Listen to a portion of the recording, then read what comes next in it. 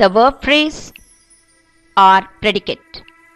A sentence contains a subject and a predicate. What is a subject? The subject of a sentence is what or whom we speak about. See the example. Samantha collects coins. Here, Samantha is the subject. What is the predicate? The predicate is all that tells about the subject. The main part of the predicate is the verb. It comes after the subject. It tells what the subject does. Here in this example, are talking about their college days is the predicate. Division of subject and predicate. She eats salad. Here, she is the subject and it performs an action. Eats salad is the predicate. It tells something about subject and it has a verb. List all the verb phrases in the following passage and identify the main verb. Look at the river. It has very little water in it. Once it was flowing well. Now it is dying. Can't you hear the cries of the dying river? The water in it is polluted. Do you get its stink? You cannot drink it. You cannot give this water to animals. Animals will not go near it. We must make the river live forever. We must make the river our own companion. Analyze the verb phrases you have already identified and list the main verb and auxiliary verbs in each of them. Once it was flowing well. Was is an auxiliary verb. Flowing is the main verb. Now it is dying. Is an auxiliary verb. Dying is the main verb. Can't you hear the cries of the dying river? Can't is an auxiliary verb in negative form. Here is the main verb. It is polluted. Is an auxiliary verb. Polluted is a main verb. Do you get its stink? Do is an auxiliary verb and get is the main verb. You cannot drink it. Cannot is an auxiliary verb in negative form. Drink is the main verb.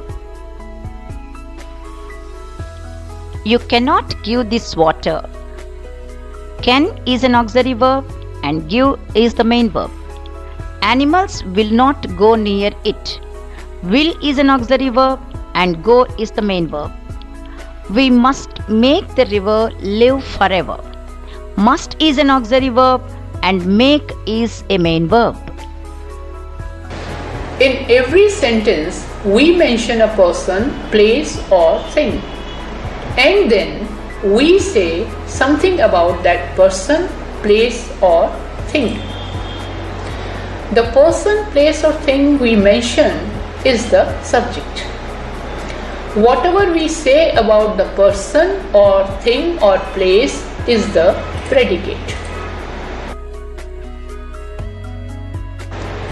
Look at the sentences below. The fishermen are catching fish. I live in Mumbai. Lucy is playing piano. In the first sentence, the fisherman is the subject and are catching fish is the predicate, which tells us what the subject, the fisherman, is doing. In the second sentence, I is the subject and live in Mumbai is the predicate. In the third sentence, Lucy is the subject, is playing piano is the predicate. The object. A predicate may have two parts, a verb and an object. The second noun or pronoun in the sentence is called the object. it precedes the action of the subject. Let us look at the first and the third sentences once again. In the first sentence, fishermen are catching fish. The fisherman is the subject, are catching is the action or the verb, and fish is the object. In the third sentence, Lucy is playing piano. Lucy is the subject and the piano is the object. The subject is connected with the object through the verb in a sentence. Both the verb and the object complete the information about the subject. Remember, only a noun or pronoun can be an object. Normally, a subject comes before the predicate, but in some cases, such as proverbs, it may come at the end of the subject. For example, sweet are the uses of adversity.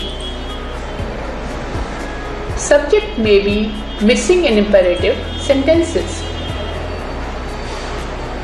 In sentences like keep quiet, sit down, stand up, etc., these are commands and there is no subject.